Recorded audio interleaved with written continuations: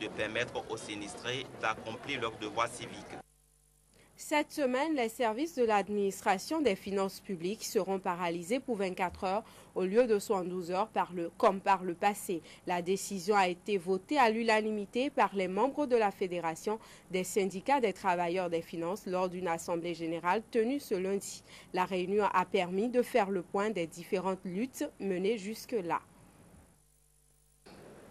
Nous sommes passés à la présidence en tant que formation syndicale pour parler essentiellement des questions de liberté, essentiellement du communiqué du ministre de l'Intérieur concernant cette liberté-là, de 11h à 18h pratiquement.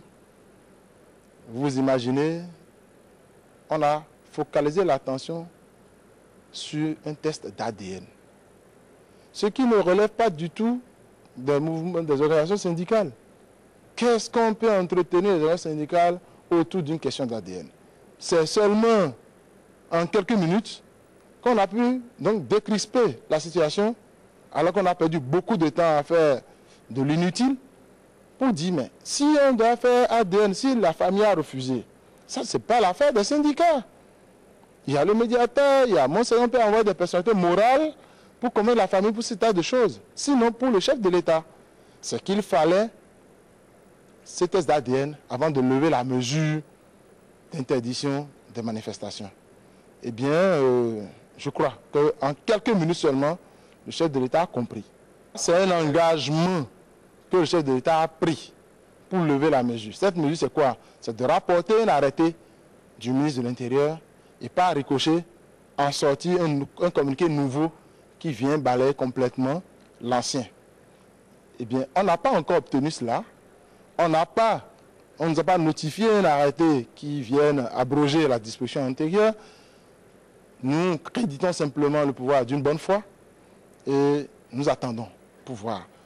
Et vous avez entendu comme moi, dans cette salle, que les travailleurs disent à haute et intelligible voix que tant que Danibo ne sera pas retrouvé vivant, sain et sauf, qu'ils vont continuer à rechercher notre collègue de toutes les manières.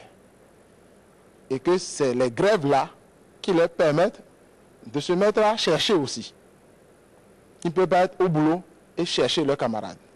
Donc, ils laissent le boulot, ils vont chercher leurs camarades parce que le vide là est là et la tête sur les épaules, on a la chair de poule. C'est simplement parce qu'on n'a pas eu le temps de déposer à temps notre motion de grève qu'elle ne sera que de 24 heures. Sinon, c'est 72 heures. Et c'est parce que nous voulons encore être légalistes.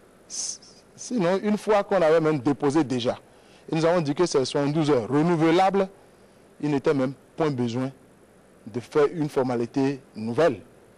C'est la reconduction qui est tacite et elle devait être traduite dans les faits. Des malfrats voleurs de motos ont été arrêtés par la compagnie de gendarmerie de Porto-Novo. L'opération a été menée en collaboration avec la brigade d'Agoulangandan. Un coup de filet